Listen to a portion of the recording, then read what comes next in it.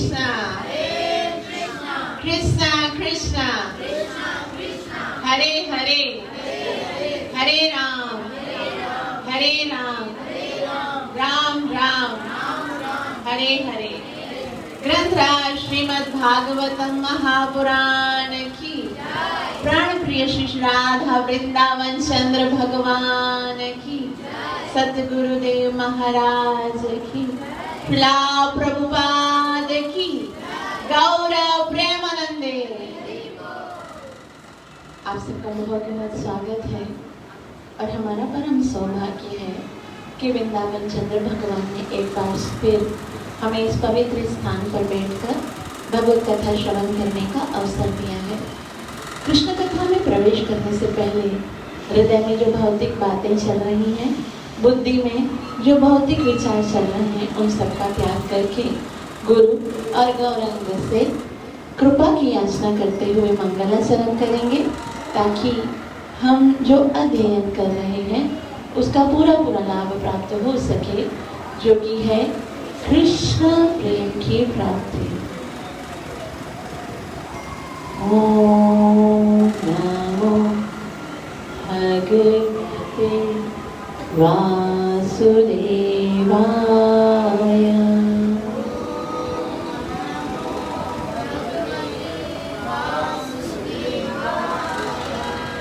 ओम नमो भगवते वासुदेवाय।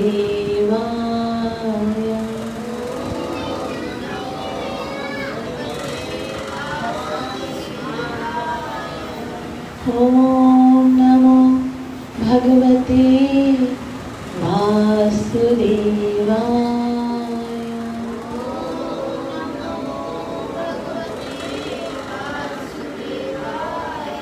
कृष्णाय वासुदेवाय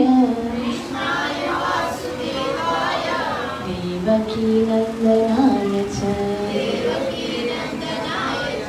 नंदगोपकुमाराय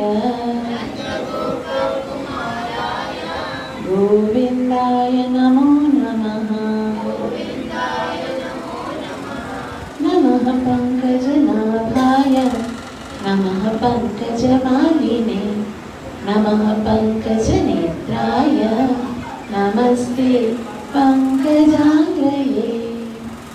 कृष्णात्वदीयपदपङ्कजपञ्जरान्तम् अद्यैव मे विशतो मानसराजहंसा। प्राणाप्रयाणसमये कफवातपित्ते कण्ठावरोधनविदो स्मरणं कुतस्त्वं। नारायणं नमस्कृत्य नरं चैव नरोत्तमं दैवीं सरस्वतीं व्यासं ततो जयमुदीरये। नष्टप्रायेषु अभद्रेषु नित्यं भागवत सेवया भगवती उत्तमश्लोके भक्तिया भवति नैष्टिकी। पंचतत्त्वात्मकं कृष्णं भक्तरूपस्वरूपकं भक्तावतार भक्ताख्यं नमामि भक्तशक्तिकम्। जय श्री कृष्ण चैतन्य प्रभु नित्यानंद श्री अद्वैत गदाधर श्रीवासदि गौर भक्तवृंद। हरे कृष्ण कृष्ण कृष्ण हरे हरे हरे राम राम राम हरे हरे। बोल श्री कृष्ण कन्हैया लाल की। बोल बांके बिहारी लाल की। ग्रंथराज श्रीमद् भागवतम महापुराण की। प्रभुपाद की। श्रीमद् भागवतम 10वां स्कंद 12वां अध्याय। हम यहाँ पर भगवान श्री कृष्ण के बाल लीलाओं का अध्ययन कर रहे हैं।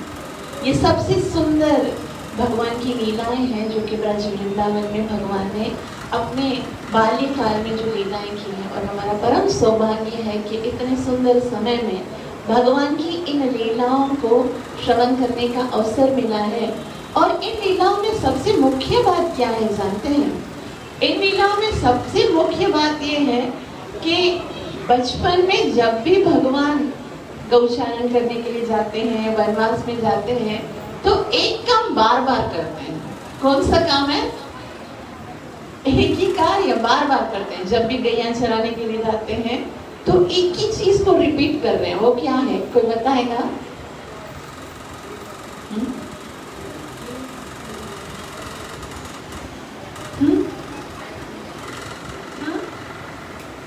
वो बताए क्या कर रहे हैं? जब भी जाते हैं ना, असुरों का वध करते हैं। डेली ऐसा होता है। हर रोज, मतलब जब से भगवान का जन्म हुआ है तब से बार बार कभी पूतना दिया, कभी है ना आगासुर, कभी शक्टासुर, कभी बकासुर, कभी कालिया, कभी कोई राक्षसों का वध हो रहा है। और राक्षसों का वध पहले किया गया और फिर प्रेम लीला बाद में की गई। इसका कारण क्या है जानते हैं? कि पहले जो हृदय के अंदर हमारे आत्मा के जो दूषित विकार हैं, जो अपराध हैं, जब तक उनका समापन नहीं होता तब तक कृष्ण के साथ मिलन नहीं हो सकता।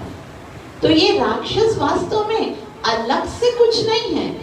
ये राक्षस हमारे हृदय में बैठे हुए अपराध हैं और भगवान बार बार इन अपराधों का वध करते हैं ताकि हम इस योग्य हो सकें कि आगे जाकर भगवान की प्रेम लीला में प्रवेश कर सकें। तो आज हम बहुत ही सुंदर एक और राक्षस के वध का यहाँ पर अध्ययन करेंगे। हरे कृष्ण कृष्ण कृष्ण कृष्ण हरे हरे, हरे राम राम राम। श्री राधा वृंदावन सुंदर भगवान की जय। तो हमने पिछली दफा देखा कि भगवान गैया चराने के लिए इतने उत्सुक होते हैं कि सुबह होती नहीं है और भगवान उठ जाते हैं और उठ के सारे अपने मित्रों को, बालों को बुलाते हैं, चलो चलो गैया चराने के लिए जाते हैं। और मैया बोलती है कन्हैया प्रसाद खा के जाओ, कलेवा लेके खा के जाओ। बोला नहीं मैया देर हो जाएगी, आप ऐसा करो बांध के दे दो ना, आप बांध के दे दो, हम वहां पर जाके खा लेंगे। हमारे सारे मित्र आते ना, हम सब जो भी घर से लेके आते हैं सब मिलके वहां पर खाते हैं, तो आप भी मुझे बांध कर दे दो। और फिर मैया बोलती स्नान तो करो, स्नान करके जाओ। तभी कृष्ण बोलते नहीं मैया स्नान तो यमुना में जाके करेंगे, अभी बस जाना है। क्योंकि जब कृष्ण यहाँ पर आए हैं ना, तो वृंदावन का हर एक पत्थर, हर एक कण, हर एक वृक्ष, हर जो पंछी हैं, पक्षी हैं, वो भगवान के आने की प्रतीक्षा कर रहे हैं कि कब भगवान आएंगे। क्योंकि वो कितने जन्मों की तपस्या के बाद वृंदावन में उनको एक तृण बनने का अवसर मिला है। वृंदावन का कोई वृक्ष, कोई पशु, कोई वानर, यहाँ तक कि कहा गया वृंदावन में रहने वाला एक बंदर भी ब्रह्मा जी से महान है। क्योंकि ब्रह्मा जी को भी भगवान के साक्षात दर्शन करने का अवसर नहीं मिलता। ब्रह्मा जी के ऊपर विकट संकटें आती है ना, तो वो जब जाते हैं वैकुंठ में तो भगवान के दर्शन थोड़े होते हैं। भगवान जिस चौकी पर पांव रखते हैं ना, वो चरण के भी दर्शन नहीं होते। भगवान के चरण के अंगूठे की नख से ऊपर से जो रोशनी दिख रही है ना, बस उतना ही देख सकते, उतना ही अधिकार है ब्रह्मा जी का। तो इसलिए आज शुकदेव गोस्वामी कहते हैं, श्रीमद् भागवतम 10वां स्कंद 12वां अध्याय श्लोक नंबर 12 से प्रारंभ करेंगे, जिसमें शुकदेव गोस्वामी आज अपनी असमर्थता का वर्णन कर रहे हैं कि मैं असमर्थ हूँ। असमर्थ हूँ क्या करने के लिए?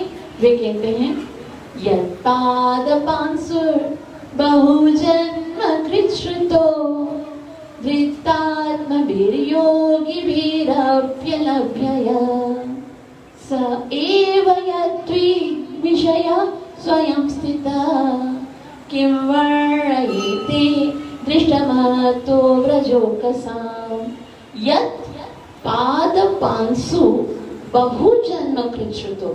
बहु जन्म मतलब बहुत बहुत जन्मों की साधना के बाद धृतात्मा भी योगी विरप्यल, जो बड़े बड़े योगी होते हैं, सन्यासी होते हैं, मुनिगण होते हैं, जंगलों में जाकर ना जाने कितने जन्मों तक तपस्या करते हैं, तो भी यद पाद पांसु, भगवान के चरणों की धूल नहीं, भगवान के चरणों की धूल का एक कण उनको उनके भाग्य में आता है, जो बहुत बहुत जन्मों तक तपस्या करते हैं। यद पाद पांसु बहु जन्म प्रचुतो धृतात्म्य योगी विरप्य लभ्यते, उनको तब एक कण का मतलब वो प्राप्त करते हैं। और स एव यद ऋग विषय स्वयं स्थित, और वही भगवान साक्षात पूरे के पूरे भगवान, खाली उनके चरणों की रज नहीं, वो साक्षात भगवान जो करोड़ों जन्मों से देवता भी तरसते हैं उनके दर्शन करने के लिए, वो भगवान स्वयं जाते हैं। यहाँ लिखा हुआ है स्वयं स्थित, स्वयं नॉक करते हैं, सुदामा जल्दी आओ, गैया चराने के समय हो गया है, चलो श्रीधाम, चलो मनसुखा, जल्दी करो जल्दी करो, घर में नॉक करके बुला रहे हैं। वो तो नहीं जा रहे ना। अब देखो हम क्या करते हैं, सारा जीवन तपस्या करते हैं भगवान तक पहुंचने के लिए, भगवान को प्राप्त करने के लिए, भगवान के ये सारे ग्वालवाल भगवान के पास नहीं गए, बल्कि भगवान स्वयं आया ब्रज वृंदावन में उनके पास, और स्वयं उनको बुलाते हैं कि मेरे साथ आके क्रीड़ा करो। तो जिनकी आंखों का विषय वो स्वयं साक्षात त्रिलोकी के नाथ हैं, तो ऐसे बच्चों, ऐसे जो ग्वाल बाल हैं, यहाँ पर ऐसा नहीं बताया गया ग्वाल बालों की महिमा नहीं है। किम वर्ण ये दृष्टमितो व्रजो कसाम, ग्वाल बाल गोपियों और भगवान की संगियों की महिमा तो बहुत दूर की बात है। यहाँ पर सुखदेव गोस्वामी कहते हैं कि इन वृंदावन के बंदरों की, इन वृंदावन की गैयों की, इन वृंदावन के वृक्षों की भी प्रशंसा करने के लिए मेरे पास शब्द नहीं है। इतने भाग्यशाली हैं वे, उनकी प्रसन्न किम वर्ण्यते, मैं कैसे उनका वर्णन करूं कि उनके कितने भाग्य हैं कि साक्षात भगवान स्वयं अपने धाम को छोड़कर उनके पास आए क्रीड़ा करने के लिए। तो ये वृंदावन वासी कोई साधारण नहीं है, बल्कि इन्होंने ना जाने कितनी तपस्या करके भगवान को अपने इतने निकट पाया है। भगवान की तो केवल कृपा दृष्टि में हो जाए, वो ना मिले, केवल उनका नाम भी मुख पर आ जाए, तो भी ये जीव के ऊपर भगवान की असीम कृपा।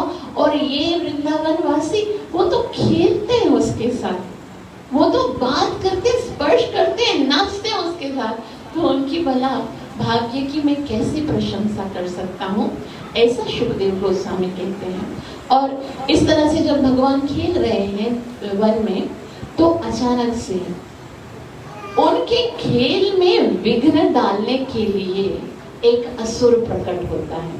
तो यहाँ पर एक बहुत ही सुंदर बात सुखदेव गोस्वामी बताते हैं कि जो संत हैं और जो दुष्ट हैं उनमें एक ही फर्क है। आज हम जब कथा सुने ना, तो उस कथा को कान से नहीं सुनना चाहिए, उस कथा में पार्टिसिपेट करना चाहिए कि यहाँ पर मेरा कहाँ पर पार्ट है, मैं कहाँ पर हूँ। तो संत और दुष्ट में क्या अंतर है? संत तुलसीदास वो बताते हैं रामायण में, वे कहते हैं जब काक को छंटी वे कहते हैं, पर उपकार वचन मन काया, पर उपकार वचन मन काया, संत स्वभाव सहज खगराया। संत स्वभाव सहज खगराया। संत का सहज स्वभाव, सहज मना उसको ये शिक्षा नहीं देनी, वो नेचुरली ऐसा होता है, उसको एक ही कार्य करना आता है, क्या? पर उपकार। संत एक ही कार्य करता है, दूसरों के ऊपर उपकार करता है। कहाँ से? मन, वचन और काया से। जब वो बोलेगा तो भी दूसरों के कल्याण के लिए बोलेगा, जब वो सोचेगा तो भी दूसरों के कल्याण के लिए सोचेगा, और जब वो कोई कार्य करेगा तो भी दूसरों के कल्याण के लिए। ये किसकी क्वालिटीज है? ये संत की। और दुष्ट एकदम विपरीत है। दुष्ट क्या करता है? जब वो सोचेगा तो दूसरों को कष्ट देने के लिए, जब बोलेगा तो दूसरों को कष्ट देने के लिए, कोई कार्य करेगा तो दूसरों को कष्ट देने के लिए। तो हमको देखना चाहिए, कोई हमें संत मानता है या नहीं मानता है ये अलग बात है, हमारे अंदर क्वालिटीज कौन सी है वो स्वयं को जज करनी चाहिए। कितना हम दूसरों का परोपकार करने का प्रयास करते हैं या कितना दूसरों को कष्ट देने का प्रयास करते हैं। तो यहाँ पर सुखदेव गोस्वामी कहते हैं, अथागनामा व्यपतन मनहासुर तेषां सुख क्रीड वीक्षणमक्षक नित्यं यदंतर निज जीवितेप्सुभिः पीतामृतेभ्य मरे प्रतीक्षते। अथाग नाम, अथा मना वो खेल रहे हैं, आनंद कर रहे हैं भगवान के साथ। अथा अचानक उसके बाद क्या होता है? अघ नाम, एक असुर है, असुर भी नहीं यहाँ पर वह अघ नामाभ्य पतन महासुर। अब पहली बार महासुर बोला गया, महाअसुर। पहले पूतना आई, शक्टासुर आया, बकासुर आया, उसको असुर बोला, और आज क्या बोल रहे हैं? ये क्या है? महासुर। यानी कि इनके अंदर जो असुर की क्वालिटीज है ना वो बिल्कुल हाईएस्ट डिग्री में है, सुपरलेटिव। वो इतना अपराधी है कि उसका नाम ही क्या रख दिया? अघासुर। अघ कहते हैं पाप को, पापमय असुर। मतलब ये राधा गोविंद महाराज बोलते हैं कि इसका नाम रखते वक्त इनके माता पिता ने सोचा होगा ये पापमय असुर है, मैं पाप, साक्षात पाप का जन्म हुआ है, तो कैसे उसका नाम किसी ने रख दिया अघासुर। तो ऐसे हैं वो, क्या करते हैं? तेषां सुख क्रीडन वीक्षणमक्ष, कि वो नहीं देख सका। जो असुर होते हैं, दुष्ट होते हैं ना, वो किसी को आनंद में नहीं देख सकते और वो उसमें विक्षेप पैदा करना चाहते हैं। सुखोड़ की ना, भगवान आनंद से खेल रहे हैं, भगवान उसको कुछ नहीं कर रहे हैं, लेकिन वो आए हैं और वो क्या करते हैं? नित्यम यदंतर निज जीवितेप्सुतो, वो नित्य जो भगवान शाश्वत है, या अंत, वो उसका अंत करने का प्रयास करना चाहता है। भगवान को कभी कोई मार थोड़ी सकता है। यहाँ तक कि भगवान का जो अंश है, छोटा सा अंश आत्मा है, वो भी कभी नहीं मरता, लेकिन वो उसको मारने के लिए यहाँ पर आता है।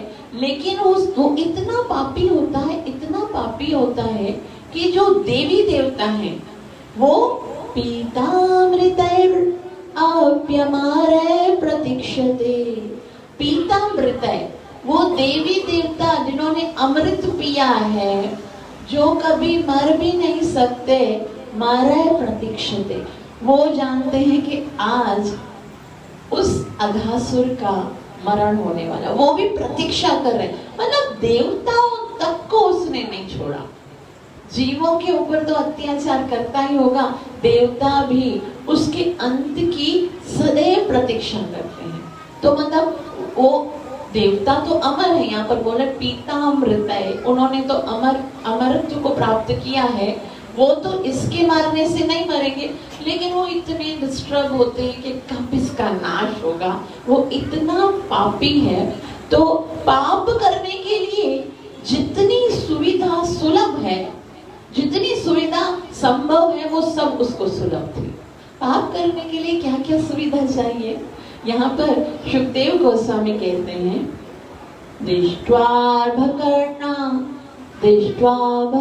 कृष्ण मोखानघासुर कंसानुशिष्ट सबकी भकानुज आयं तुमे सोदरनाश कृतयो दुर्योर्ममेनं सबलं हनिष्यति। दृष्ट्वा भकान्, जब उसने देखा कि छोटे बच्चे कृष्णान्मुखागुस, कृष्णा सारे ग्वाल बाल और कृष्णान्मुखा यानी कृष्ण आदि जो कुछ है जिसमें मुख्य कृष्ण है वो अघासुर का परिचय देते हैं। वे कहते हैं कंसानुशिष्ट, वो कंस का अनुयायी था। एक तो वो पहले से ही पाप का मूर्तिमान स्वरूप अघासुर है, और पाप जो है चलो ठीक है, अगर पाप भी किसी पवित्र जीव के साथ मिलता है ना तो उसके अंदर पवित्रता आने की संभावना होती है। जैसे हम बोलते हैं ना बहुत सारे पाप करके गंगा मैया में डुबकी लगा दो तो पवित्र हो जाएंगे। तो पाप भी यदि किसी पवित्र जीव की, किसी शुद्ध वैष्णव के संपर्क में आ जाए ना तो वो भी पवित्र हो जाता है। लेकिन ये तो पाप की मूर्ति किससे जाके मिला? वो जो पाप का सरताज है, यानी सारे पापों का सरताज कंसानुष्ट था, वो कंस के साथ मिला। और वो है कैसा?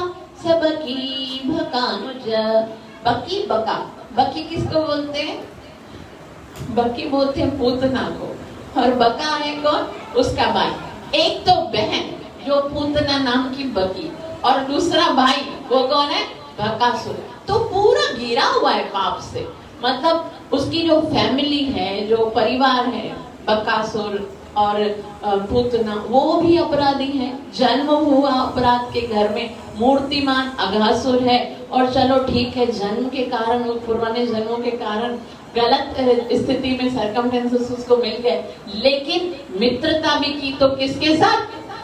कंस के साथ। तो यहाँ पर बता रहे हैं कि ठीक है, अगर हमारे पुराने जन्मों के कर्मों के अनुसार किसी राक्षस स्वभाव के घर में जन्म ले भी लिया होता, जो है ना मांसाहार करते हैं, नशा करते हैं, गलत कार्य करते हैं, तो कम से कम जन्म हमारे इख्तियार में नहीं है, जन्म हमारे कंट्रोल में नहीं है। भाई जिधर हो गया सो हो गया, लेकिन फ्रेंडशिप तो चॉइस कर सकते हैं ना, संगति तो चॉइस कर सकते हैं ना। यदि संग अच्छा मिल गया ना तो हमारे जन्म के जितने भी पाप है वो भी खत्म हो जाएंगे।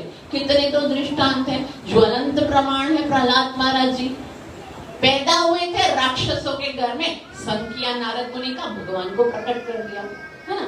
तो हम कहाँ पर जन्म लिए हैं वो इतना महत्वपूर्ण नहीं है, उस जन्म में हम कर क्या रहे हैं, किसका संग कर रहे हैं, वो ज्यादा महत्वपूर्ण है। तो वो तो कंसानुशिष्ट सबकी बकानुज, आयम तुम्हें सोदर नाश कृतयो। और सोच क्या रहा है मन में, क्या सोच रहा है? आयम तुम्हें सोदर नाश कृत्यो। ये किसने? ये कृष्ण ने मेरे सोदर को नाश किया। सो उदर कहते हैं गर्भ को, पेट को, और जिस पेट से मैंने जन्म लिया है उससे मेरे भाई ने, मेरी बहन ने जन्म लिया, उन दोनों को नाश किया है उसने। और दोनों को नाश किया है तो दुर्योधनेन सबलम ही हन्यते। तो मैं भी आज अपने दोनों भाई बहन का बदला लूंगा। और बदला लूंगा तो कैसे करूंगा? उसको अकेले नहीं मारूंगा। वो कहते हैं दुर्योधनेन सबलम, इसके साथ जितने भी इसके दोस्त हैं, जितने भी मित्र हैं, जितने भी साथी हैं ना, उन सब की हत्या करूंगा। सूद समेत अपने भाई और बहन की मृत्यु का कर्जा चुकाऊंगा, इसलिए मैं इन सब को नहीं छोड़ूंगा। तो मन में ये संकल्प लेकर वो आए हैं। और फिर वो सोचते हैं करना क्या पड़ेगा मुझे। ये जो कृष्ण है ना वो इन सारे ग्वाल बालों के प्राण हैं, और जितने भी गोकुलवासी हैं ये सारे जो छोटे छोटे ग्वाल बाल हैं उनके प्राण ये हैं। बस ये कृष्ण मेरे हाथ से मर जाएगा तो इसकी याद में ये सारे ग्वाल बाल मर जाएंगे, और जब ये सारे ग्वाल बाल मर जाएंगे तो सारे गोकुलवासी वो तो छटपटा के मर जाएंगे। फिर उनके मृतिक देह को मारने की कोई आवश्यकता भी नहीं पड़ेगी। इसलिए पूरा निशाना किसको बनाना है? कृष्ण को बनाना है। तो कहते हैं एते यदा सुरदो सिलापा कृतास्तदा नष्टसमाव्रजोकसाम् प्राणे गते वश्मसुकारुचिन्ता प्रजास्तव प्राणभृतो हि एते यदा मत्सुर्दो सिलापा, यानी ये बच्चे जो हैं, एते यदा, जैसे ही ये मर जाएगा, मत्सुर्दो, मेरे भाई और बहन को मारने वाला, तिल आपकृता, मैं अपने भाई, इसको मार के मैं क्या करूंगा, तिल आप, तिलांजलि देते ना, श्रद्धांजलि देते हैं। जैसे अभी आज भी अंतिम दिन है, उमावस का दिन है, तो अपने पितरों को तिलांजलि देनी होती है, उसका श्राद्ध करना होता है, कुछ जैसे तर्पण करना होता है, श्राद्ध। तो ये बोला कि इसको मार के मैं अपने भाई और बहन को तिलांजलि दूंगा, उनका श्राद्ध करूंगा और नष्ट समा, इसको मार दूंगा तो फिर ये सब इसके प्राण निकल जाएंगे और बालक सारे बालकों के प्राणे गते वर्षमसु कानु चिंता, सबका जिनके लिए ये बालक जिनके प्राण के तुल्य हैं वो मर जाएंगे और उनके प्राण रहेंगे नहीं, तो फिर शरीर का उसके बगैर तो ये जी नहीं सकेंगे, फिर इनके शरीर का होना क्या कानु चिंता, इनके होने और ना होने से कोई फर्क ही नहीं पड़ता, बस ये मर गया समझो सब। प्राण है कृष्ण, कृष्ण को देखकर जीता है गोकुल, कृष्ण को देखकर गोकुल में प्राण आते हैं, कृष्ण ही जीवन है। तो बोलता है, ये सही बोल रहा है कि अगर कृष्ण के शरीर से प्राण निकल गए तो ये सब तो जीते जी मर जाएंगे। और ऐसा सोचते हुए जैसे ही वो आगे आया है, तो अब सुखदेव गोस्वामी वो कैसा दिख रहा है उसका वर्णन करते हैं। वे कहते हैं, इति व्यवस्या जगरं बृहद्वपु सयोजयान महाद्रीपिवरं धृत्वाद्भुतं व्यातगुहाननं तदा पतिव्यशेत रसनाशयाखल इति व्यवस्या अजगर बृहद्वपु, इति व्यवस्या, ये निश्चय कर लिया। और उसके बाद अजगर, जो अजगर था, बृहद्वपु, अजगर, अच्छा ये तो अघासुर है ना, लेकिन ये अजगर का स्वरूप है तो राक्षस, लेकिन स्वरूप कौन सा लिया है, अजगर का। तो हरिसूरी प्रभु बहुत ही सुंदर बात बताते हैं कि अजगर का स्वरूप इसने क्यों लिया है। वास्तव में ये वास्तविक अजगर है। अज किसको बोलते हैं पता है, भगवान का एक नाम है अज, यानी अजन्मा। ऐसे बोलते अजोपि सन्नव्ययात्मा भूतानां ईश्वरोपि सन्, कृष्ण अज है, यानी वो अजन्मा है। और गर कहते हैं, इस गले को बोलते हैं गर, ठीक है। तो उस अगासुर के गले के अंदर अब आगे जाके वो जो कृष्ण है ना, वो अटक जाएंगे, कृष्ण उसके गले के अंदर ऐसा अटक जाएंगे, अपने आप को ऐसा फिक्स कर देंगे कि वो जो है ना सांस भी नहीं ले सकेगा। तो वास्तव में अजगर इसका नाम है कि उसको उसने अज को अपने गले में बिठाया है, तो ये अजगर बनकर आया है। इति व्यवस्या जगर बृहद्वपु, बृहद मतलब इतना विशाल वपु था, उसका शरीर इतना विशाल था। सयोजनाय महाद्रीपिवरम, विशाल पर्वत होता है ना, जैसे अब उसको देखकर, जैसे बाल खेल रहे हैं ना, तो वो अजगर एक विशाल पर्वत की तरह वहां पर आ गया।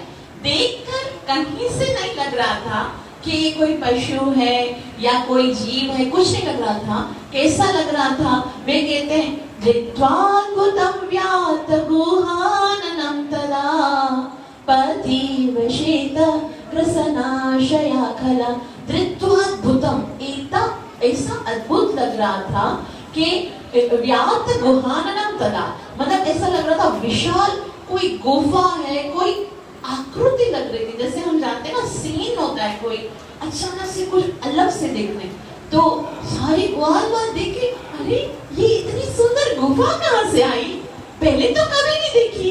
तो उसको देखकर क्योंकि वो आकर्षित कर रहा था, एक एक उसके अंदर जो आकृति बनी हुई थी उसका यहाँ पर सुखदेव गोस्वामी वर्णन करते, वो क्या थे, पथि विषेत रसनाशया खला, वो अपने वो पति विशेष मतलब वो उस रास्ते पे जहाँ पर ग्वाल बाल आ रहे हैं वहां पर अपना इतना विशाल मुख खोल के बैठ गया। मुख इतना विशाल खोला था उसने कि कैसा लग रहा था उसका मुख, कैसे लगा रहा था। सुखदेव गोस्वामी कहते हैं धराधरोष्ठो जलधोत्तरोष्ठो दयाननान्तो गिरिशृंग दृष्ट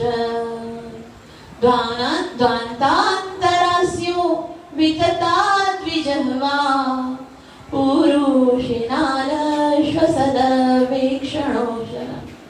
धराधरोष्ठो, धरा मतलब जो नीचे का अधर होता है, नीचे वाला जो लिप होता है ना, होंठ होता है ना, उसको अधर बोलते हैं।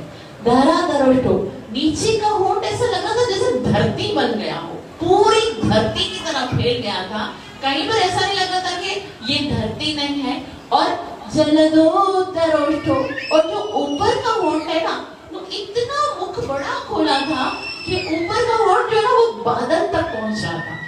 धरती और बादल पूरा का एरिया उसने अपने मुख से कवर किया था। और दरियाननान्तो गिरिशृंग दृष्टा, और अंदर जो उसके दांत थे ना, छोटे छोटे दांत थे व्हाइट कलर के, वो कैसे लग रहे थे, गिरिशृंग दृष्ट, पर्वत के जो शिखर है, अब ये धरती है, आकाश है, बीच में छोटे छोटे पर्वत के जो शिखर होते ना, जो पहाड़ की चोटियां होती हैं, वो लग रही थी। और ध्वान्तान्तरास्यो वितताद्विजह्वा, और उसकी जो जीवा थी ना, देखो जो सर्प की जीवा होती है ना, वो एकदम पतली सी होती है, छोटी सी निकलती है ऐसे, लेकिन ये तो अजगर था ना, तो अजगर की जीवा इतनी विस्तार से थी, इतना चौड़ी सी थी, ऐसा लग रहा था कोई लंबी सी चौड़ी सी एक खूबसूरत सी सड़क लग रही थी। और क्या था, पुरुषानिल श्वास देवैक्षणा, यानी वो जो श्वास ले रहा था ना, उसके अंदर से गरम गरम हवा आ रही थी। तो कैसे लग रहा था, जैसे वो उनको ऐसा लग रहा था कि जब घने जंगल में आग लगती है ना, कहीं पर आग लगती है तो वहां से धुआं निकलता है, तो उस धुएं में क्योंकि अग्नि में बहुत सारे जीव जल जाते हैं ना, जंगल में तो बहुत सारे जीव भी होते हैं, पशु भी होते हैं, तो आग में जब जलते हैं तो फिर क्या होता है, वहां से जो धुआं आता है उसमें से बहुत बदबू आती है, दुर्गंध आती है, क्योंकि जीव के जलने की दुर्गंध आती है ना, तो उसमें से भी ऐसी दुर्गंध आ रही थी। तो ऐसा वो सांस ले रहा था, तो ऐसा लग रहा था जैसे घने जंगल में आग लगी है। और उनकी जो ईक्षणा, उसकी जो आंखें थी, वो ऐसा लग रहा था जैसे पर्वत के ऊपर अग्नि लगी हो, आंखों के अंदर से अंगारे निकल रहे थे।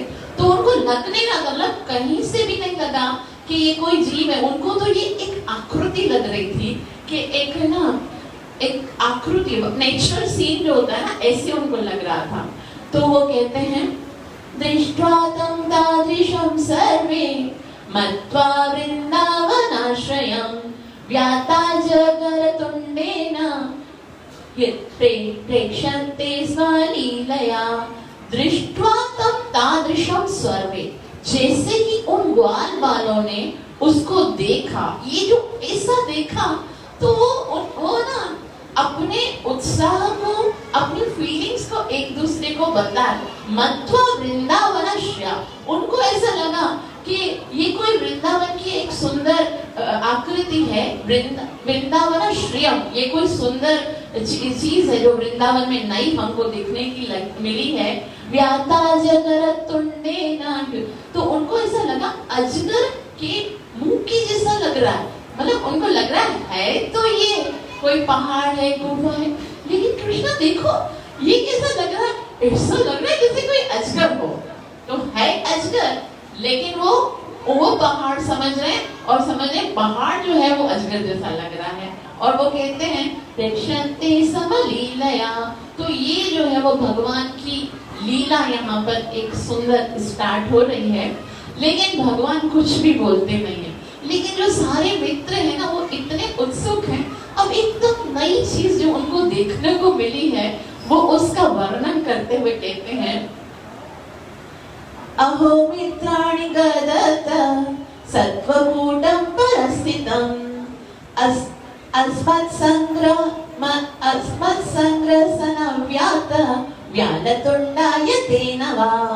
अहो मित्राणि गदत, चलो चलो बोलो बोलो, आप लोगों को कैसा, मुझे ऐसा लग रहा है कि ये अजगर जैसा लग रहा है, देखो आपको कैसा लग रहा है। अहो मित्राणि गदत सत्वकूटं परस्थितम्, आपको कैसा लग रहा है, ऐसा नहीं लग रहा है कि कोई अजगर है मुंह खोल के बैठा हुआ है, और ऐसा नहीं लग रहा है जैसे ये इसका मुंह है और हमको निगलने के लिए आया है। अगर नहीं लग रहा है कि एकदम नया सा लग रहा है, तो सब आपस में बात कर रहे हैं, वो ऐसा सोच रहे हैं कि मैं अपना ओपिनियन दूं तो दूसरा देखो क्या लग रहा है, मुझे तो ऐसा लग रहा है तो दूसरे मित्रों को क्या लग रहा है, तो सब लोग एकदम बोले हाँ बिल्कुल अजगर जैसा लग रहा है, देखो ये तो इसके दांत कैसे, ये जो शिखर है ना देखो ऐसे ना अजगर के दांत के जैसे लग रहे हैं ना। तो सब अपना ओपिनियन दे रहे हैं। और आगे कहते हैं सुखदेव गोस्वामी वे कहते हैं, सत्यमर्क करार मुक्त राहनुद्धनम अधराहनुवद्रोधर तत्प्रतीक्षाय यारुमण। तत्पश्चात उन्होंने निश्चय किया, मित्रों ये निश्चित रूप से हम सबों को निगल जाने के लिए यहाँ पर बैठा हुआ कोई पशु है, इसका ऊपरी होंठ सूर्य की धूप के रक्तिम के समान बादल की तरह है और निचला होंठ बादल की लाल लाल परछाई लगता है। वो उस जैसा है वो वैसा ही वर्णन कर रहे हैं, लेकिन उनको लग रहा है कि हम अपनी ओर से वर्णन कर रहे हैं, ये असल में ऐसा है ही नहीं। और वो आगे कहते हैं, प्रतिस्पर्धिततिसिक्रीभ्यां स्वया स्वयेन न गोदरे तुंगशृंगालयोपेतां तंगष्टाभीष्ट पश्यते।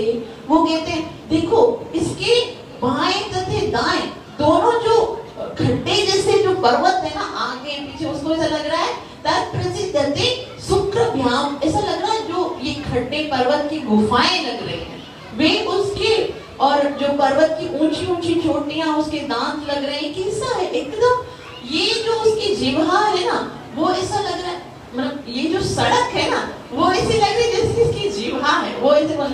और ये जो अंधेरा है ना, अंदर अंधेरा कैसे लग रहा है जैसे गुफा के अंदर अंधकार होता है, देखो इसके अंदर दूर दूर तक स्वामी उसका अजगर का मुंह खुला हुआ है तो अंदर तक जा रही है ना, वो अंधेरा दिख रहा है, तो बोला जैसे गुफाओं में कैसे अंधेरा होता है, तो ये गुफा का अंधेरा अजगर के अंदर का अंधेरा लग रहा है, तो ये बता रहे हैं। और ये जो गरम गरम हवा आ रही है ना वो ऐसा लग रहा है जैसे किसी जंगल में अग्नि लग गई हो, और फिर जैसे पशु, अजगर जो है ना वो पशु खाता है तो उसके पेट से दुर्गंध निकलती है, पर जैसे कोई हम जो भी खाना खाते हैं ना, जो भी भोजन खाते हैं, जब डकार आती है ना तो उसकी गंध उसके अंदर से आती है, तो जो भी हमने खाया होता है ना उसकी आवाज आती है, उसकी आवाज के साथ साथ उसकी स्मेल भी आती है। तो बोला देखो इसमें से बदबू आ रही है ना, अजगर ने तो जाहिर सी बात है कितने पशुओं को खाया होगा, तो उसके पेट के अंदर से उसकी दुर्गंध निकल रही है।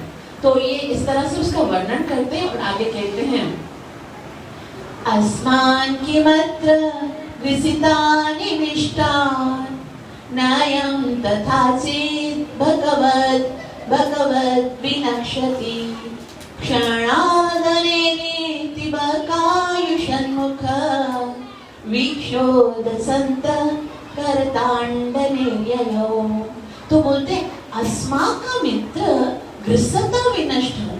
क्या आप लोगों को लगता है, आप लोग क्या सोच रहे हो, आप अपना बताओ, आपको क्या लगता है क्या ये गुफा है या अजगर है जो हमें खाने के लिए आया है? अस्माका मित्र गृह्सता विनष्ट, क्या ये हमको खा जाएगा? आपको क्या लगता है? हम अंदर जाएंगे, ये मुंह बंद करेगा, हमको खा जाएगा, तो कैसे खाएगा? अगर खा भी लिया तो फिक्र कर रहे हैं कि कोई जात नहीं है, क्यों? क्योंकि नयम यथा चेष्ट नायम यथासीद भगवनक्ष। जिस तरह से बकासुर का भी अंत हुआ, बकासुर ने हमको खाने, पहली कथा हमने पढ़ी थी ना बकासुर वाली, बकासुर ने हमको खाने की कोशिश की तो कन्हैया ने क्या किया था, बकासुर को मार दिया था। और अब क्या होगा, अगर इसने हमको खाने की कोशिश की तो फिर कृष्णा इसको भी मार देंगे। इसलिए क्षणादनेनेति बकायुषन्मुख, जिस तरह से बकासुर का अंत हो गया तो कृष्ण के मुख को देखते हुए ताली बजा कर बोला चलो चलो देखते कृष्ण के होते हुए किस बात का भय। जिसके साथ कृष्ण है उसको तो भय भी अंदर से कहीं कहीं तो भय हो भी रहा था कि लग तो ये अजगर के जैसा लग रहा है, लेकिन है तो गुफा, हम गुफा के अंदर चले जाएंगे। गुफा है, अगर गुफा है तो कुछ होने वाला नहीं, लेकिन अगर अजगर भी है तो भी भयभीत होने की क्या जरूरत है। कृष्ण है ना, बकासुर को मारा तो कृष्ण इसको भी मार देंगे। तो वास्तव में जो अजगर था पर देखने में गुफा जैसा लग रहा था और वो समझ रहे थे कि हम इस गुफा में जाएं, लेकिन कहीं कुछ राक्षस हमको अगर ग्रस्त कर लेगा तो भी कृष्ण के होते हुए हमको चिंता करने की कोई आवश्यकता नहीं। इसलिए सुखदेव गोस्वामी कहते हैं इत्थं मिथो तथ्यमातज जगत् मातज्ञ भाषितं श्रुत्वा विचिन्त्य विषायते रक्षो विदित्वा खिलभूतहृस्थितः स्वानां निरोधं भगवान् ममोदते। इत्थं मिथो तथ्य मतलब ये आपस में बात कर रहे थे, बच्चे जैसे बात करते हैं ना, अतथ्य मतलब बच्चे कोई लॉजिक से तो बात नहीं करते, बस आपस में। आप खुद सोचो, अभी वो बच्चे कितने 5 साल के हैं, अभी जो भगवान की लीला हो रही है ना 5 साल की आयु, अब 5 साल के बच्चे आपस में क्या बात करेंगे, मतलब उनके पास कोई लॉजिक कोई फिलॉसफी तो नहीं होती, बस उनको जो मुंह में आता है, जो देखते हैं, जो समझते हैं, जो अपनी समझ, इतनी छोटी सी समझ होती है उनकी, और उसी के अनुसार वो बोल रहे होते हैं। और वो सोचते हैं बालों पर वो सोचते हैं कि ये अगर होगा तो भी नकली होगा और अगर असली होगा तो क्या फर्क पड़ता है। वे वही जानते थे कि वास्तव में ये कोई अजगर नहीं है, जो अजगर के रूप में लग रहा है ये एक गुफा है। और यह जानते हुए कृष्ण अपने मित्रों को लेकिन फिर भी वो कृष्ण को बोलते चलो चलो कृष्ण चलते अंदर। उनको लगा कि कृष्ण तो आएगा, कृष्ण को हम बोलेंगे तो हमारे पीछे आएगा, लेकिन कृष्ण क्या सोच रहे थे कि नहीं इधर नहीं जाना चाहिए। क्यों जाना, क्यों नहीं सोच रहे थे। अभी देखो कृष्ण जो है वो भगवान बनकर लीला नहीं कर रहे, अगर भगवान बनकर लीला करे फिर कोई नहीं। कृष्ण भी अभी छोटे बच्चे हैं ना, तो वो छोटे बच्चे के ही तरह एक्ट करेंगे। छोटे बच्चे नहीं भाई नहीं चलते हैं, क्या खबर क्या हो। और आज बड़ा प्रॉब्लम क्या था, दाऊ भैया नहीं आए थे। अगर दाऊ भैया आते होते ना तो फिर तो कोई प्रॉब्लम ही नहीं थी, क्योंकि वो तो साक्षात अनंत शेष हैं। वो तो देखते ही सबको बोलते पागल हो गए हो, ये अजगर है, समझ में नहीं आता, वो तो भूंकार शुरू कर देते उसको देख के। लेकिन आज भगवान को ये लीला करनी थी, इसलिए दाऊ भैया को लेके ही नहीं आए और वो रोकना चाहते थे। कृष्णा सोच रहे थे कि मैं इनको रोकूं के अंदर नहीं जाओ, लेकिन आगे उन्होंने सुना ही नहीं। जो मित्र थे ना उन्होंने कृष्ण की बात नहीं सुनी। इसलिए सुखदेव गोस्वामी कहते हैं तावत् प्रविष्टा वसुरोदरान्तरं परं न गीर्णा शिशवः स्ववत्सता प्रतीक्षमाणे नवकारिवेशनं हतस्वकान्तस्मरणेन रक्षसा। तावत् प्रविष्टम, कृष्ण रोकना चाह रहे थे लेकिन फिर भी वो नहीं रुके और प्रविष्ट हो गए। और तावत् प्रविष्टम सरुसो दंतना, उनके अंदर, उनके मुख के अंदर प्रविष्ट हो गए। और तब तक वो सभी असुर के मुख में गए, किंतु उस असुर ने उन्हें निगला नहीं। ऐसा नहीं कि वो सब अंदर गए हैं, परम न गीर्णा शिशवा सवत्सता, उसने बंद नहीं किया मुंह। क्यों नहीं बंद किया? क्योंकि वो जिसको मारना चाहता था वो तो अभी अंदर आया ही नहीं है, तो वो उसने मुंह खुला ही रखा। प्रतीक्षणामा प्रतीक्षणाणे बकारी विष, बकारी, जिसको बकारी विषणम यानी जो बका को मारने वाला, बकार अरी जो बका को मारने वाला कृष्ण है, बकासुर को, वो तो आए। जिसको मारने का मैंने जो प्रण किया पहले वो तो प्रतीक्षा कर रहे थे। और हतस्वकांत स्मरणेन रक्षसा, इसलिए वो कृष्ण के घुसने की प्रतीक्षा कर रहा था कि वो आएगा फिर ही मैं अपने मुख को बंद करूंगा। तो शुकदेव गोस्वामी यहाँ पर बता रहे हैं कि अभी तो भगवान भी बच्चे के रूप में है ना, अब वो भगवान जो संपूर्ण विश्व को भय से मुक्त करने वाले, जिनका केवल नाम लेने से यदि भेति स्वयं भयम, साक्षात भय भी उस व्यक्ति से भयभीत होता है। भय माना यमदूत जो है ना, वो भी उस व्यक्ति से भयभीत होता है जो उसका नाम लेते हैं। हरे कृष्ण कृष्ण कृष्ण हरे हरे, हरे राम राम राम।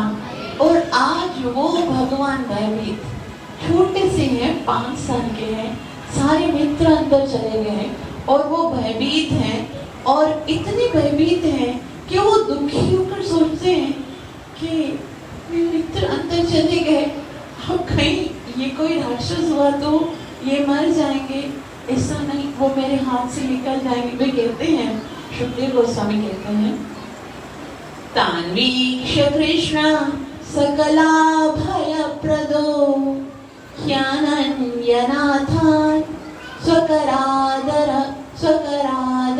वच्युतान् दीनाश्च मृत्यो जठराग्निघासान् गणादितो दृष्टकृतेन विस्मृता। तान वीक्ष कृष्ण सकला भय प्रदो, उसको जाते हुए कृष्ण भयभीत हो रहे हैं और कृष्ण रोकना। आज कृष्ण बच्चे के रूप में लीला कर रहे हैं और अपने आप को असहाय समझ रहे हैं कि मैं बोलना चाह रहा हूँ कि रुको रुको, वो सब अंदर चल गए, मेरी बात नहीं सुनी। और सकला भय प्रदो, अंदर से भयभीत हो रहा था और वो सोच रहे थे कि अनन्यनाथ, उनका तो कौन रक्षण करेगा, मेरे अतिरिक्त तो इनका, ये किसकी शरण में जाएंगे, कौन इनकी रक्षण करेगा। अनन्यनाथ, और कोई भी उनका नाथ नहीं है।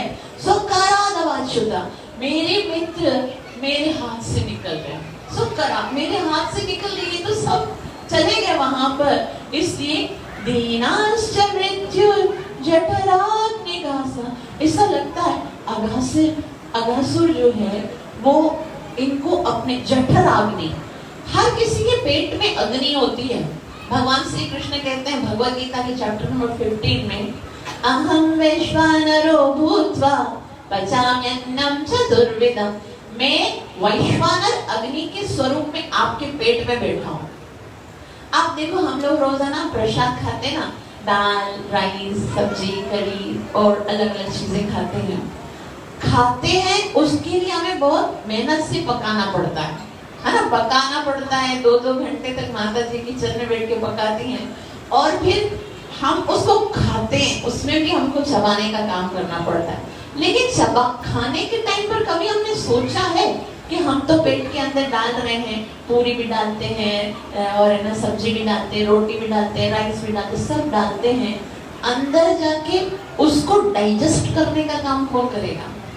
कभी नहीं सोचते ना। कभी हमने अपने डाइजेशन सिस्टम के बारे में सोचा कि भाई अभी अंदर जाके, अगर सबको अंदर जाके भी पकाने का काम करना पड़ता, मतलब जो प्रोटीन है वो अलग करना पड़ता, जो विटामिन्स में है वो अलग अलग करना, जो खराब चीजें हैं वो अलग से थैली में बंद के रखते कि भाई उसको तो आया करना है, जो जिसका ब्लड बना के रखो में, ये सब भी हमें करना पड़ता। तो सोचो, ऐसा बताया जाता है कि एक मशीन नहीं, एक बड़ी फैक्ट्री भी नहीं, अगर साइंटिस्ट एक ह्यूज चेन ऑफ फैक्ट्रीज लगाए ना, तो भी ये कार्य नहीं कर सकते जो भगवान अंदर बैठकर खाने को डाइजेस्ट करके रगों में खून दौड़ाने का काम करते हैं।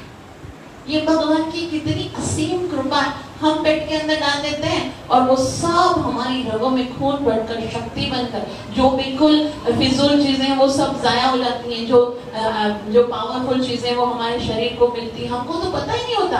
खाते वक्त क्या हम देखते हैं भाई इसमें विटामिन है, इसमें प्रोटीन है, इसमें आयरन है, कभी सोचते हैं जो भी अगर वो खा लेते हैं तो वो भगवान किस किस जगह पर किस किस व्यक्ति का।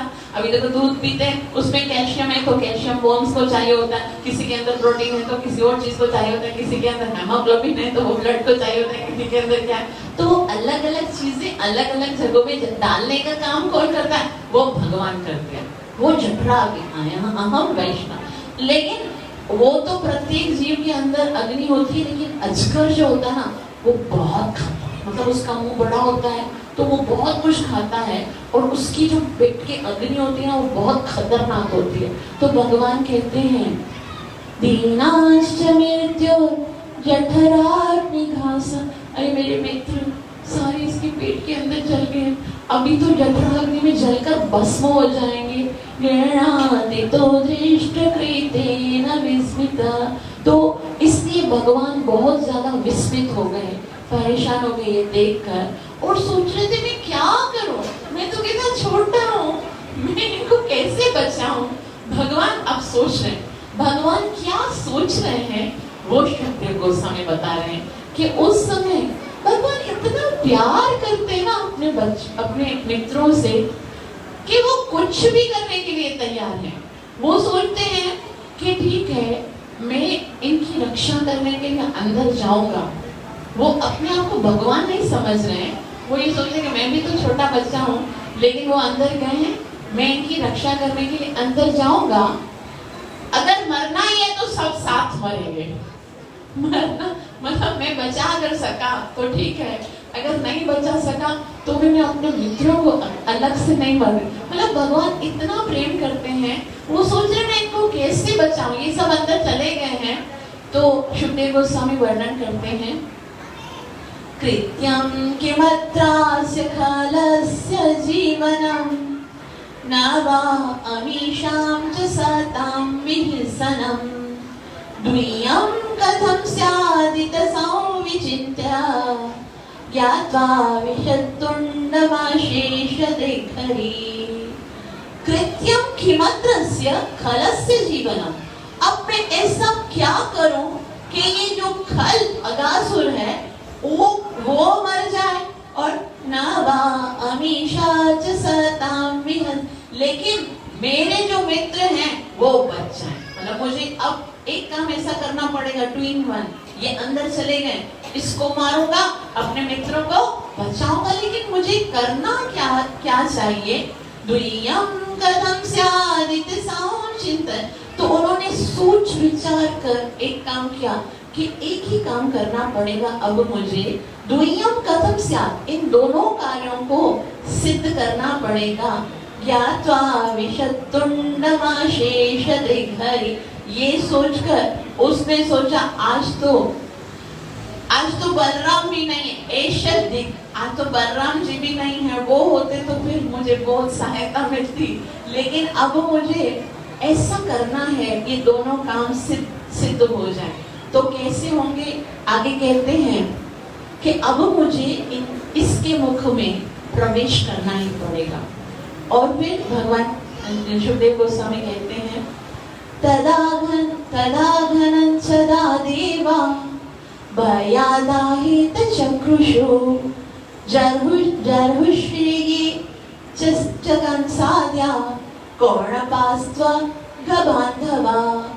तो भगवान ये सोचकर जैसे ही उस अघासुर के मुख के अंदर प्रवेश हुए हैं, तदा गणन सदा देवा, उस समय जब भगवान प्रवेश हो गए तो सारे देवता घन सदा मतलब बादलों की ओर से धीरे धीरे इसे देख रहे हैं कि कृष्ण भी अंदर चला गया। अब देवता जानते हैं कि भगवान को कुछ नहीं कर सकेगा वो, लेकिन वो सीन ऐसा, कृष्ण इतना छोटा सा है, इतना कोमल सा है, वो अजगर इतना विशाल है। तो वैसे तो भगवान के विषय में, भगवान की महिमा को वो जानते हैं, लेकिन भक्त का एक स्वभाव है प्रेमी का स्पेशल स्वभाव है। राधानाथ स्वामी बोलते हैं कि प्रिय को हमेशा अनिष्ट की आकांक्षा होती है। जिससे हम प्यार करते ना, हर वक्त ऐसा लगता है कहीं इसको कुछ हो ना जाए। छोटा बच्चा होता है ना, छोटा बच्चा, उससे मैया कितना प्यार करती है, वो सीधा भी चलेगा ना, खड़स खड़स लगेस ना, बस हर वक्त उसको ये लगता है कि कहीं इसकी कोई हानि ना हो जाए। हर वक्त टेंशन रहती है जिससे हम प्यार करते हैं, उसके लिए हमेशा चिंता रहती है। तो वो देवता भी वो कहते तदागत सदा देवा भया देहाति चक्रुषु, वो देख रहे हैं भगवान अंदर गया तो वो देख रहे हैं बादलों से और डर रहे हैं। जर्योषे च कंसाद्या, जी कंस आदि के जो मित्र हैं जर्योषे, वो सब तो हंस रहे हैं। कंस है और उसके सारे जो मित्र हैं और जो बकासुर के और अगासुर के जो उनका जो सर्कल है वो खुश हो रहे हैं, देवता परेशान हो रहे हैं। तो वही सोच सकता है भाई उनको कैसे पता चला कि अंदर चले गए। तो सारे देवता तो ऊपर से देख रहे थे, लेकिन जैसे कोई राक्षस जाता था ना कृष्ण को मारने के लिए, तो उस समय सारे उनके गुप्तचर लगे होते थे। कंस के अपने गुप्तचर भी बैठता जाके देख कैसे क्या हो रहा है। तो वो सारे गुप्तचर जो हैं वो उनकी जो कुछ भी हो रहा होता है वो सारी बातें पहुंचाते हैं। तो वो सारे मतलब खुश हो रहे हैं कि अब तो कृष्णा भी मुख में चला गया, अब तो अजगर के मुख से वो नहीं बचे सकेगा। कोरोना पास तो अब है ना, वो सोच रहे थे अब तो ये बंदित हो गया। तो ऐसा बताते सनातन गोस्वामी कि जो असुर होते हैं ना, वो तब आनंदित होते हैं जब किसी का अमंगल होता है, किसी का ऐसे पर दुख सुखी, दूसरों के दुख को देखकर सुखी होने वाले का मतलब है असुर। हमको हमेशा देखना चाहिए, अगर हम किसी की हेल्प नहीं भी कर सकते हैं, अगर तो भी हम अगर किसी के दुख को देखकर दुखी होते ना, ये भी बहुत बड़ी क्वालिटी है कि हमको हृदय से दुख होना चाहिए कि बेचारा कितना दुख है। लेकिन कुछ लोग जो है ना, वो किसी को दुख पहुंचा के सुखी होते हैं। तो यहाँ पर बताते हैं कि जो असुर होते हैं उनका ये होता है कि वो हमेशा दूसरों को दुख पहुंचाते हैं और अगर कोई दुखी होता है तो वो उसमें बहुत ज्यादा आनंद प्राप्त करते हैं। और फिर ऐसा हुआ कि जैसे ही देवताओं ने देखा तो यहाँ पर सुखदेव गोस्वामी कहते हैं तच्छ्रुत्वा भगवान कृष्ण त्वयैतव्ययः सार्ववत्सकं चूर्णीचिकीर्षरात्मानं तरसा विवृते गले। तच्छ्रुता भगवान कृष्ण ने देवताओं के उस क्रंदन को सुन लिया। मतलब वो ऐसे बोल रहे थे, वो ऐसे पुकार रहे थे, हाय हाय कृष्ण भी अंदर चला गया। जैसे 33 करोड़ देवी देवता, कृष्ण अंदर चला गया, उसकी हाय हाय को कृष्ण सुन लिया। वो जानते थे कि कृष्ण अव्यय है। अव्यय का मतलब है उसको कोई हानि नहीं पहुंचा सकता। और अव्यय यहाँ पर सुखदेव गोस्वामी ने लिखा है क्योंकि जैसे ही कृष्ण अंदर गए हैं, हम देखो हम लोग कैसे है ना, हमको पता है कृष्ण अंदर गए, कृष्ण को कुछ होने वाला नहीं है, बल्कि मरेगा कौन, अगासुर में, तो हम रिलैक्स हैं। लेकिन जब परीक्षित महाराज सुन रहे थे ना, परीक्षित महाराज परेशान। हालांकि परीक्षित महाराज को पता था कि जब मेरा जन्म हुआ था कृष्ण 100 साल के थे, हाँ 100 साल के कृष्ण थे जब युद्ध भी हो गया था और उस समय मेरे माता के गर्भ में आकर मेरी रक्षा की थी। इसका मतलब कृष्ण की उम्र एटलीस्ट 100 साल की तो होगी। लेकिन वो फिर भी भयभीत है कि 5 साल के कृष्ण अंदर चले गए, तो उनको रोना आ रहा है, उनको भयभीत हो रहे हैं। तो उनको सांत्वना देने के लिए कि आप चिंता मत करो, कृष्ण अव्यय है, कृष्ण को कुछ भी नहीं हो सकता है। लेकिन जैसे ही वो अंदर गए हैं, उसके गले में कृष्ण जो है ना वो क्या करते हैं, उसने क्या किया, अजगर ने मुंह बंद कर दिया।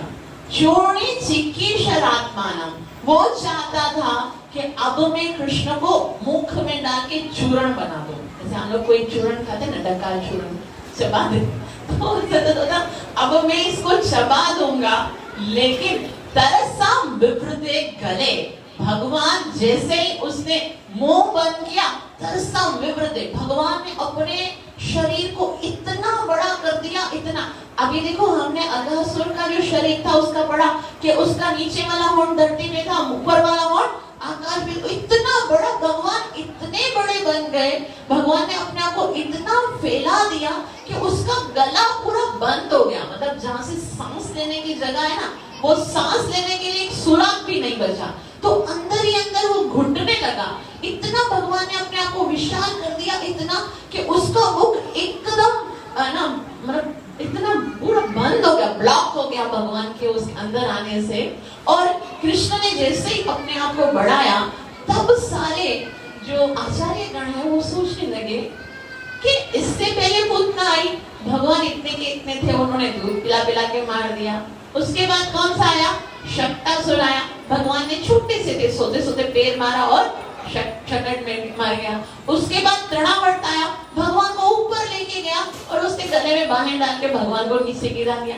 कहीं पर भगवान ने खुद का आकार विशाल बड़ा नहीं किया, छोटा ही आकार था। लेकिन अगासुर की बारी में भगवान ने अपने आप को इतना बड़ा क्यों कर दिया? वो छोटा होकर भी तो मार सकते थे ना, बड़ा करने की क्या आवश्यकता? तो यहाँ पर ये हरिसूरी प्रभु बताते हैं कि देखो कृष्ण है ना, वो बोलते हैं इतने सारे राक्षसों को मैंने छोटा छोटा बन के मार दिया है।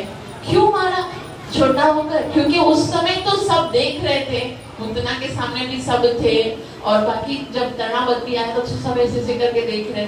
अभी कोई देखने वाला तो है ही नहीं, अभी मैं थोड़ा अपना बड़ा वाला रूप भी देखो ना। मतलब भगवान को अपने आप को दिल करता है कि इस खेल में मुझे ज्यादा मजा आना चाहिए और भी अच्छे से, क्योंकि भगवान तो लीला कर रहे हैं, तो भगवान अपने आनंद के लिए लीला कर रहे हैं, और अपने आनंद के लिए लीला करते हैं, कल्याण हमारा होता है।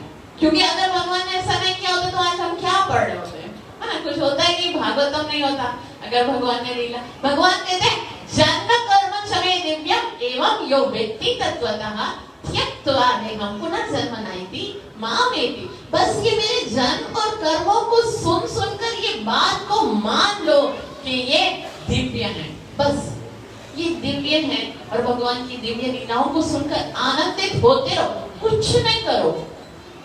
ये भागवत किस्सा है, इसको सुनना है बस।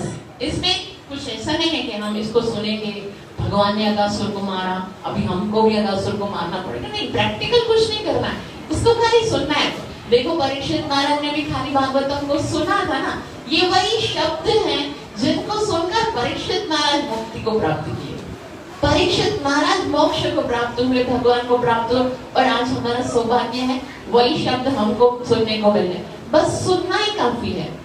तो यहाँ पर कहते भगवान इतने बड़े हो गए, और ऐसा लग रहा था उसको कि मेरे जो गला है ना उसमें बड़ी सी कोई कील अटक गई है, उसका गला जो है वो बिल्कुल बंद होने लगा। और वो कहते हैं तत्तोतिकायस्य निरुद्धमार्गिणो ह्युत्कीर्ण दृष्टे भ्रमतस्वितस्तथा पूर्णोत्तरङ्गे पवनो निरुद्धो मूर्धन् विनिर्विद्य विनिर्गतो बहि। तत्तेतिकायस्य निरुद्ध मार्ग, मतलब उनका शरीर इतना विशाल था कि निरुद्ध मार्गिणों के उसका जो सांस लेने का मार्ग था वो निरुद्ध हो गया, यानी सांस घुटने लगी। और दृष्टि, और उसकी जो आंखें थी ना वो इतनी बड़ी होके बाहर आने लगी। और मतलब उसका जो सर है ना वो चकराने लगा। पूर्णोत्तरंगे पवनो निरुद्ध, पूरी रूप से भगवान उसके भीतर में इस तरह से स्थित हो गए कि उसका सांस बंद हो गया। और फिर क्या हुआ, क्योंकि हवा जो होती है ना सांस अंदर, वो इतनी घुटने लगी कि मूर्धन्य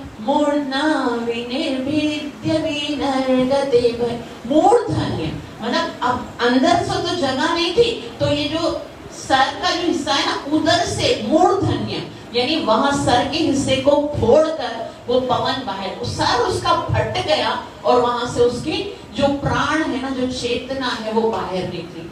और जैसे ही उसकी चेतना बाहर निकली है, सुखदेव गोस्वामी कहते हैं तेनैव सर्वेषु बाहिर्गतेषु प्राणेषु वत्सान् सुहृदपरेतान् दृष्ट्वा सयोत्थाप्य तदन्वितः पुनः वक्त्रान् मुकुन्दो भगवान् विनिर्भयो।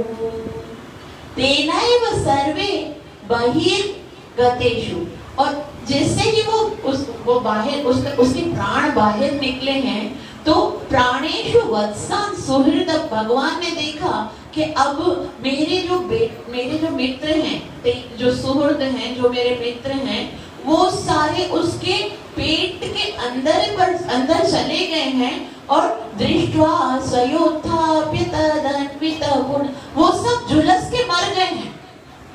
ऐसा यहाँ पर लिखा हुआ है कि सारे जितने भी बच्चे थे अंदर उसके इतनी अग्नि थी, इतनी गर्मी थी कि वो झुलस के मर गए थे। लेकिन जैसे प्राणेषु वत्सान् सुहृद परेतान्, भगवान अपने भक्तों के लिए कुछ भी कर सकते हैं, वो नियमों को भी तोड़ सकते हैं, क्योंकि नियम उन्होंने ही भगवान बनाए हैं। भगवान ने क्या किया? दृष्ट्वा सयोत्थाप्य तदन्वितः पुनः, दृष्ट्वा, एक करुणा की, कृपा की दृष्टि उन सब बच्चों की ओर, जैसे ही उनको अपनी करुणामयी दृष्टि से देखा और उसी समय उन सब के अंदर प्राण आ गए। इसलिए गोपियां भगवान को कहती हैं कि किस किस संकटों से बचाया आपने। वे कहती हैं विषजलाभया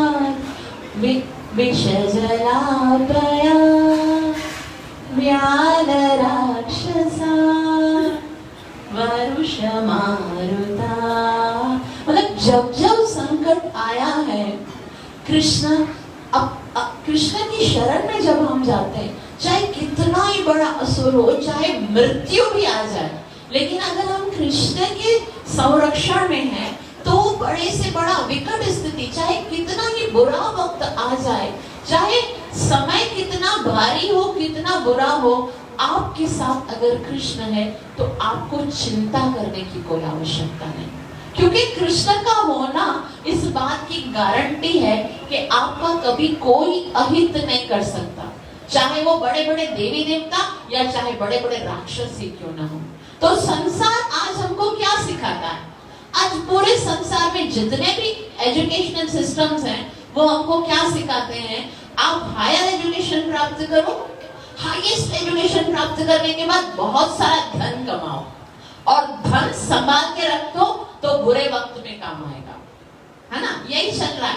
जीव ने अपने आप को धन कमाने की मशीन बना दी है। आजकल हम अप्रिशिएट भी बस इसी को करते हैं, है ना? बड़े बड़े प्रोग्राम्स किए जाते हैं, बड़े बड़े लोगों को बुलाया जाता है, इसने इतना हायर एजुकेशन प्राप्त किया है, इसने धन कमाया। एक कैसे सक्सेस, हमारे मन में सक्सेस लाइफ का मतलब क्या है? हायर एजुकेशन और बहुत सारा धन, बस इतना। लेकिन वो सब यहाँ पर रह जाएगा। आज से पहले क्या बहुत सारे धनी धनी राजा नहीं हुए जिन्होंने पूरी पृथ्वी पर राज्य किया? अरे राक्षस जो हैं वो भी हिरण्यकशिपु जैसे थे, जिन्होंने ये तक वरदान प्राप्त कर दिया कि ब्रह्मा जी के बनाए हुए किसी भी प्राणी से हमारी मृत्यु नहीं होगी। लेकिन क्या बचा? धन उनके पास था। वेदों का अध्ययन तो राक्षसों ने भी किया, जो रावण थे ना, उनको भी 4 वेद याद थे। ये सब कुछ काम नहीं आने वाला, ये सब की कोई इंपॉर्टेंस नहीं है। आज यदि इस कलयुग में किसी चीज की इंपॉर्टेंस है, अगर किसी चीज को अप्रिशिएट करना चाहिए तो उस चीज को करना चाहिए कि ये कितना भगवान का नाम ले रहा है, क्योंकि कितनी आयु है, पूरा आधा से ज्यादा जीवन तो एजुकेशन में खत्म हो जाएगा, उसके बाद धन कमाने के, अपने जीवन को आनंदित कब करेंगे, कब उसका उपयोग करेंगे? ये कमा कर ही मरने के लिए रखा गया है।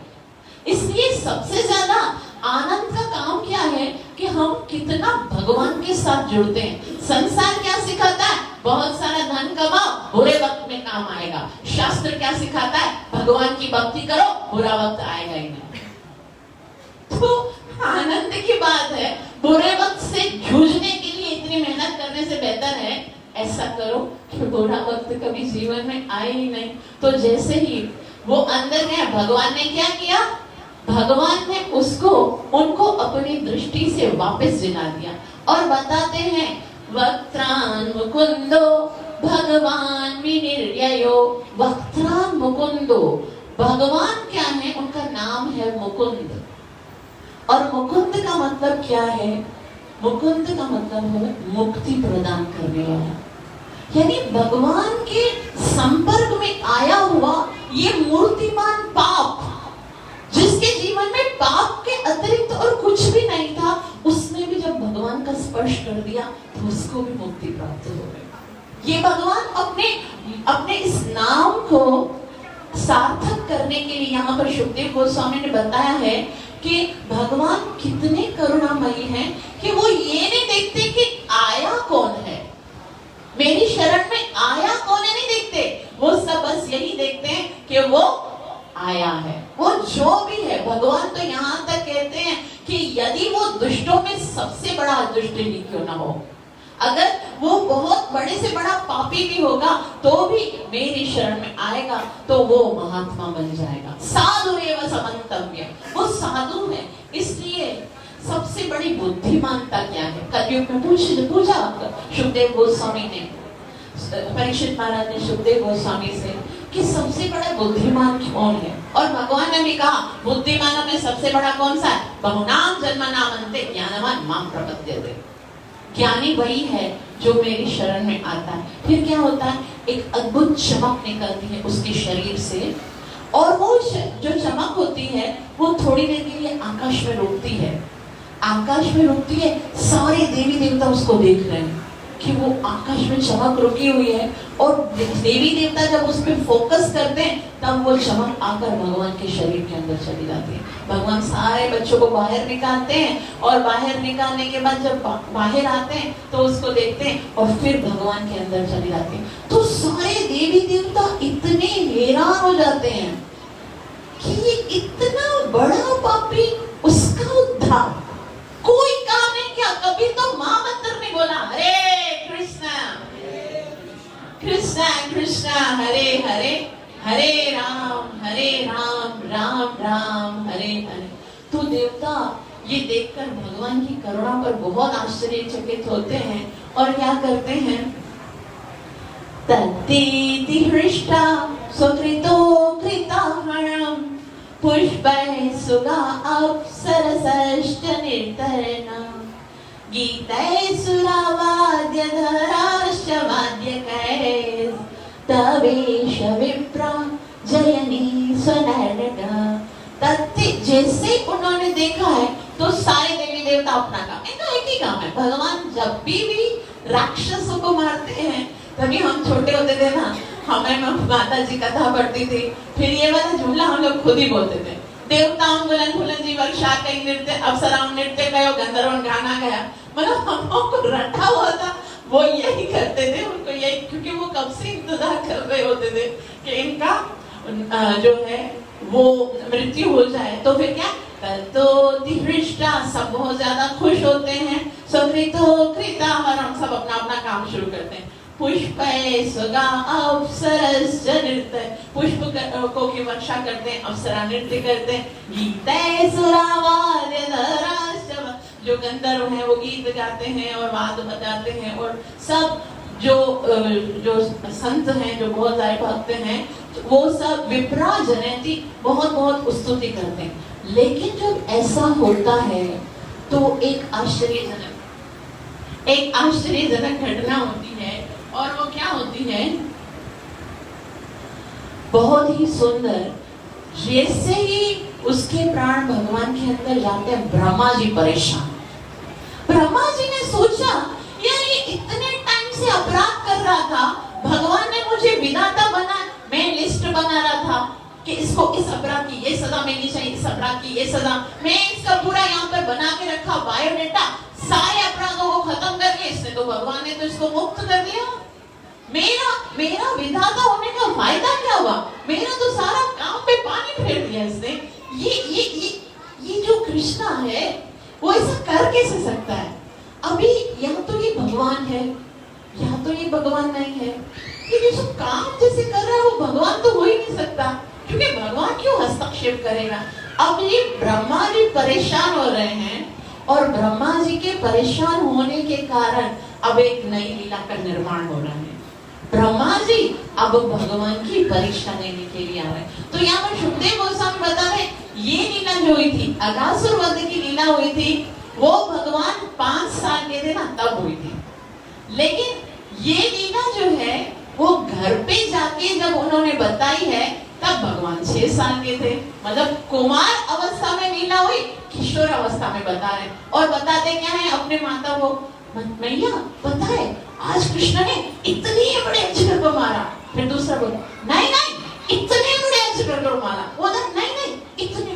परीक्षित महाराज परेशान कि कुमार अवस्था में लीला हुई, किशोर अवस्था में वर्णन क्यों? 1 साल में क्या हुआ? ये 1 साल के अंदर जो हुआ है वो हम आगे पढ़ेंगे।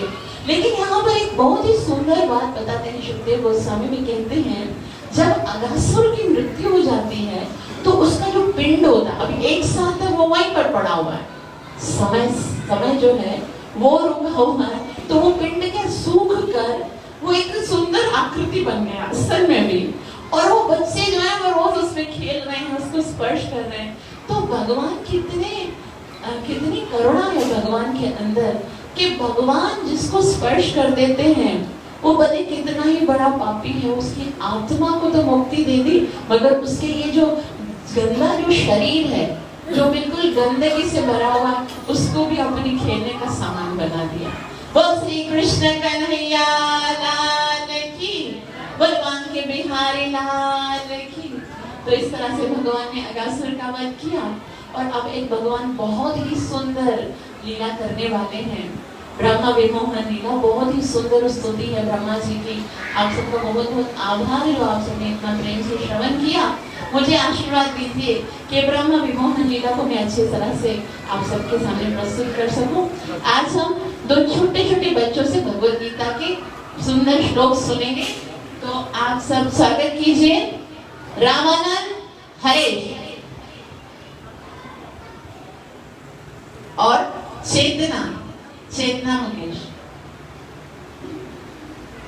आदि जल्दी जल्दी हरे शाबाश। 3 बार महामंत्र पढ़ेंगे। हरे कृष्णा कृष्णा कृष्णा हरे हरे, हरे राम राम राम हरे हरे, हरे कृष्णा कृष्णा कृष्णा हरे हरे, हरे राम राम राम हरे हरे, हरे कृष्णा कृष्णा कृष्णा हरे हरे, हरे राम राम राम